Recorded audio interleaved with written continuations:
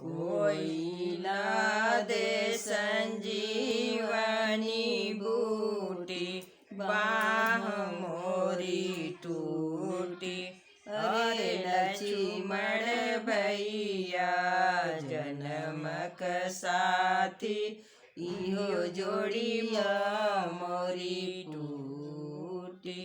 कवन जवाब हम देब सुमित्रा के, जीन जन्म दिए भरी मुठी, बाह मोरी टूटी।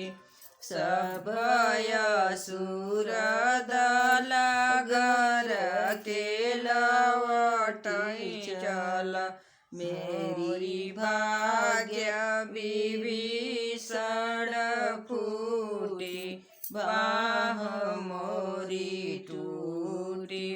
अरे बिना लक्ष्मण के हम नहीं जियबो, और बात सब झूठी।